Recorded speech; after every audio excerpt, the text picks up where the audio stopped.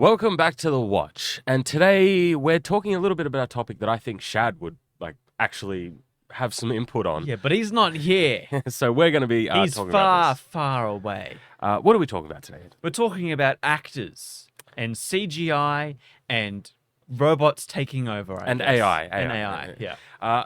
Now, I think this topic was sparked by a video that we watched recently, and there's been ongoing writer strikes and actor strikes and all these different strikes. Everyone just doesn't want to work for each other anymore. Yes, and it's one of those things where I hate to say this, I am loath to say this, but I definitely 100% see where the actors, I don't care about writers, actors are coming from.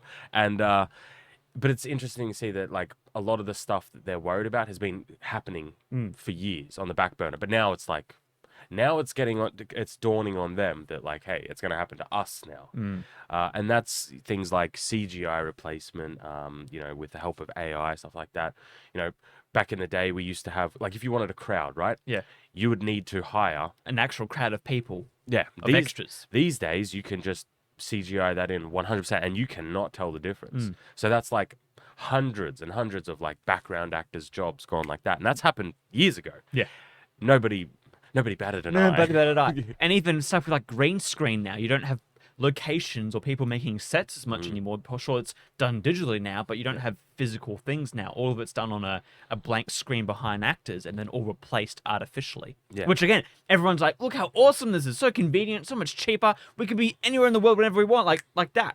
And it's been happening a little bit with the deep fake stuff and replacing dead actors or actors that have aged, things like in The Irishman or Luke Skywalker. The aging technology. That sort of stuff.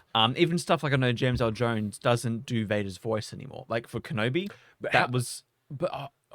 I can't remember. Did he gave them permission? Yeah, that's what I mean. That's okay because he's giving permission. But even then, it's funny because they use the AI voice. I think in Kenobi, Vader's voice was the most underwhelming performance of Vader. That could also be to the TV show, but just the way he spoke, it didn't have that. When you're using AI stuff, you can't always direct it as well as you can a human being. And so with some AI things, with Vader, I felt like he wasn't as powerful in his spoken words. Specifically on the Vader thing, I don't understand why you would want to do that in AI anyway, when there are people who can just do a good, cheaper. A good job of it, yeah. But specifically about the actors being replaced, because we've seen lately in a lot of films this de-aging stuff, and I was speaking to you about this morning, and I said, well, is it really any different to an animated film? Because that's 100% computer generated to begin with, unless it's stop motion stuff. I'm talking in a general sense. That has no actors in it at all, just voices. Voice actors, yeah. But nobody's ever really raised an issue about that. No. I think where people are starting to raise the issue is likeness. If you're taking an actor, let's say I don't know, like James L. Jones, and you take his likeness and his voice and then create a film with that. I think it's very different. For example, we can use the story of Pixar films. It's very different if you are to make a character that Tom Hanks voices versus replacing Tom Hanks completely in a film. If they made another Tom Hanks film, a Forrest Gump 2, but it was completely CGI and Tom Hanks wasn't in it. He didn't get paid for it. Yeah. And it was just Tom Hanks. Now, I think if I was to say where I stand on all of this, I'm against it. I prefer real actors and real people to do real performances on real locations with practical effects. You know me, Nathan. I want everything to be practical. You're the I'm very old school. You're the Oppenheimer of. I'm very old school on this sort of thing. That's just me personally. So I definitely understand where all these actors are coming from because they are correct. In the next 10 years, the writing's on the wall. Companies, if they can, will 100% get rid of them. Yeah. So I definitely understand their protest and this sort of thing because if they just continue as normal, if they just go, yeah, it doesn't matter, and go back to work, 10 years from now, there will be no more work. But what are your thoughts on it? Because in terms of completely replacing the actors. I'm conflicted on it because there are certain... It's funny because my first thought is good because some actors I absolutely hate and despise and they should be kicked down a notch. But at the same time, you're still using their likeness and they're probably still... I'm thinking, okay, for example, certain bad actors and actresses, I think of what's his face? just think of any of them, really. I don't need to give you examples so much. But, they'll be good in a film, but then their social media presence will be awful. They'll be saying, all this progressive stuff, or they'll be trying to make you aware of, like, climate change, or owning 6 Ferraris in their garage and flying a plane jet. I wonder if companies not only going to use their likeness in films, but also in, like, marketing things. If we'll start seeing, like, if it's going to get really Black Mirror and just we'll start getting fake interviews and, like, are they going to have robots that look like them and then go visit children's hospitals? Like, how far are we going to go in this dystopian sense of it? Because for a consumer, I think we won't really care unless if we can tell the difference.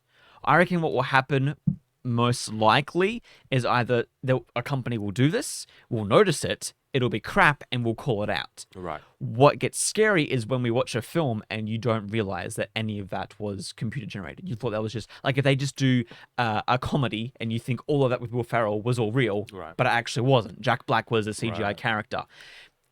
Consumer level, I feel like lots of people will be like, I don't really care because I got the same thing anyways. It doesn't really affect me. It's not until we start seeing more issues with these things that I think people will actually bat an eye. Personally, I kind of agree with you more in that I prefer real actors because I always feel like artificially humans are so complex. So complex. You always need a human to step in to make it look more human. Right. So there's 2 little things I want to bring up. First one is something that I didn't know until I realized recently is, those sort of those business like videos, how like this corporate thing, we're going to do this. I never knew that they are currently, not all of them, but like a large majority of them are like 100% CGI. Yeah. And you don't realize it. And the reason why you don't realize it, first off, is because it's a corporate video. So you just think that they're wooden. Yeah. You just think that they're wooden. And also, they're not really doing anything complex. It's usually just a straight-on camera angle. And the acting's very basic. It's like, we're conveying you information, and that's that. Like, this quarter, we've been down. Like, it's that. So you don't know. But they're, like, CGI people with CGI voices, which was crazy to me. But they're not doing anything complex like in a movie. Different camera angles, different things. Like, it's a different ballgame. For a business, I think as well, it might be cheaper if you're trying to save money in your corporate world. It would make sense to replace someone you pay like 15 grand for a session. You just get 2 engineers to do it for like half that price, and you can change in just anything you want. This is one thing for businesses make it interesting. I actually saw McDonald's, right? They'll do the same ads, but then they will localize it to different countries. Yep. So the American versus the like Indian one, or not, wasn't Indian. It was like Dubai or whatever. They same exact ad, but they changed all the actors to be more specific to that area. I can see for corporate companies and even for Disney, when you go to China, you can change the main character to a different skin tone to match, whatever, because it's going to happen. They do it with posters. If they can do it with people in the movie, they'll do the exact same. So I would say the biggest issue I have with it is, as someone who, like, it's one of those weird things, like, you technically, I'm pretty sure on this, you don't own, like, your face. Like, this is one of those things, like, you can't own a face because it's like, I think it's like a naturally, it's some weird little area that I don't like. But the idea of someone taking my voice and my face and then just doing whatever they want them, I am 100% against this. I do not like this. And I think most people would be. And so I have to hold, like, accompanied with actors to the same standard. Even though they're actors, even though they're doing things, like, I still 100% do not like this or agree with this. I'm the same. Like, there's been times, because I could like do 3D modeling and stuff. I've thought about doing a 3D version of myself and putting it on the internet for free. And then I realized the first thing people would do with it would probably be making something inappropriate that I don't want my body to be in. So, well, like, I did a video on my own personal channel where I made my custom action figure. Yeah. So for that, I had to sculpt my face 3D. Yeah. But the difference is, I have those models. That's all localized. Those models never went anywhere else. Like, I'm the only person with those models. And it's interesting because I think people, because you'll get CGI studios who, when they're doing like Marvel films, they will CGI like Mark Ruffalo's face and then turn it into the Hulk. Yeah. It's like, where is the legality of like owning that? Who owns that likeness? Now, like, what if they just go, well, we just kind of want to do it. Like, Mark Ruffalo, like, don't worry, bro, just stay home. We'll just, do a scene ourselves. So it's weird because I know, who's the guy that plays Gollum? Andy Serkis. Yeah. He said he probably has the most digital replicas of himself in Hollywood. Yeah. And he's like, and I'm concerned because only now I realize that, like, I don't own that. Yeah.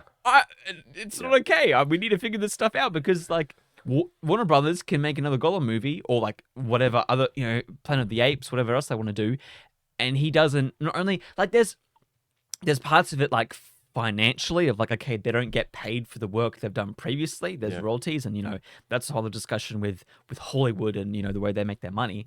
I'm more of a pay once type of guy and that be it.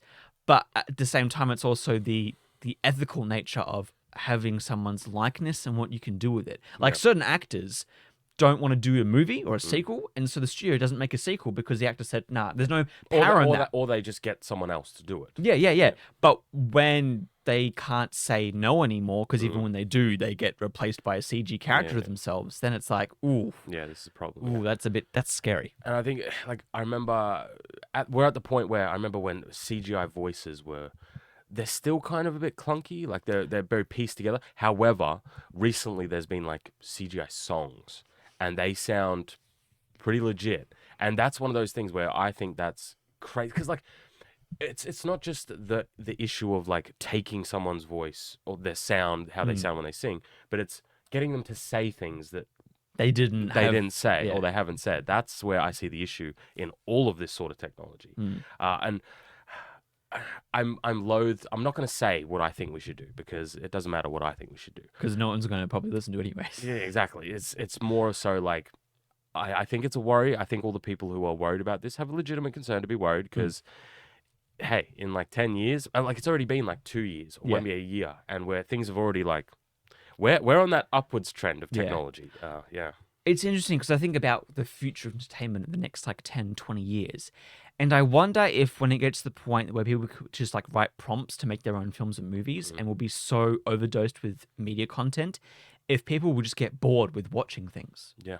Like I reckon we get to the point where like there will be such an influx in what you can... Because for example, if I want a good Star Wars film, I don't need to get someone else to make it for me. I can just write whatever I want. Like it just becomes like a personal... Yeah. How would you explain it? Like, it's just for me. It's my Star Wars film the way I wanted it to be. I wonder if people will just then be shut off completely from anyone else creative. If you can make your own Shadow the Conqueror novel with the way that you wanted a certain character to act or do or say or whatever, or whether people are just going to get so bored and desensitized to this information, we're just going to completely check out. Like people are just going to start going back to books or like other forms of media, Well, because we were speaking about before, is that AI art, for example, it was such a whirlwind, and everybody was AI art. Now people don't care because we've just become desensitized. They're like, don't really care, to be honest. And I think this is one of those things where we're just getting to the start of the CGI AI actor realm. Yeah, and it's gonna go somewhere, and I don't know if it's gonna be good or not. Because I personally have no real interest in films that are like 100% CGI actors and voices and stuff. And I know we can get into like animation and yeah. I'm talking like the photorealistic types. Yeah, I'm not into that stuff. I thought I was gonna take a sip of water, but it's just all interesting to say because I don't know.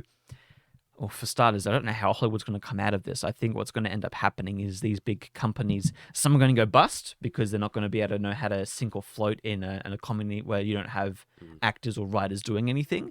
But also I think some are going to rise above it all and just leave everyone else in the dust and just start making what they want with, new unions or new forms of technology. Well, there is also the market forces to add.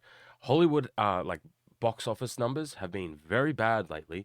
Like Indiana Jones, take that for example. That took like 400 million to make and made nowhere near that. People are sick of terrible stories with aging actors. Like, how many films have we gotten in the last like 5 years with actors who are like super old and they're like, all they're great starring, actors? They're all starring Harrison Ford. Well, you've got things like Robert De Niro, Joe Pesci, Al Pacino, Harrison Ford, like actors who are legendary actors, but they're like, come on, they're super old at this point. Yeah, let them retire. Yeah. Don't do a Stan Lee and just have him signing, autographs until they're in their grave. Oh, that's sad. That's sad. But I think it was just a little video we wanted to discuss, AI, because we're not talking about AI art at this point. We're talking about like AI people. Yeah, I don't know how easy it's going to be. I think AI art will probably just progress into different realms of the way that we do things. But to give you a bit of a white pill in all of this, I think humans will eventually self-regulate, even if it's a bit self-destructive to begin with. I reckon there'll be purists. Yeah. I mean, on the weekend we can just say we went shopping and we went to look at retro stuff, vintage stuff. Yeah. We are, as people, very culturally inclined to things. Okay, there are people who still collect VHS tapes or like cassette tapes or like Game physical Boys, copies, right? Game Boys or or just whatever. Like people will always be like, oh, this new technology. The people that are going to embrace it the most are going to be the young ones. But I don't want people to think like we're against all this new technology. It's like no, I would consider ourselves to be filmmakers in our own right. Yeah. And like new technology is super exciting and the things that we can do with it. But at the same time, it's like, well, like you need the skill, the soul of it. You need the ethics of it all as well. It's just funny because the people who are in charge of the ethics of it all are Hollywood, which if you look at them, they have none. Yeah. So obviously we know it's gonna, hit the fan because they don't have any morality. So in finality, I would say the writers, actors, all the people on strike in Hollywood, I don't think they're going to be coming to the table because if they do and they don't get what they want, it's like GG. And for even them. if they agree to have their likeness used, I think they're still going to be salty with how they wouldn't do that though because like as soon as you do that, it's like, well, I do that and then I'm no longer needed. Because how much? For example, if you are, I think veteran actors were more inclined to do it because, like, Robert Downey Jr. has all the money in the world, and he's like, you know what? Give me like $1 billion, and I'll be good. If I was in their position, but like Michael Cera isn't going to do it. Yes, true. But if I was in their position and I was an old actor like Harrison Ford, I'd be like, and I already have all the money in the world, I'd be like, yeah, you can use my likeness because then there are going to be movies starring me when I'm dead. And I'm like, yeah, people aren't going to forget. Like legacy. I'd be like, okay, but. A lot of the actors on strike, I don't think, 80 years old. No, they're not. But thanks for watching, guys. Leave a comment down below. You can support the channel. We have memberships open, things like that. But would you like to take us out, Nathan? Yes, as always, everyone, stay on watch.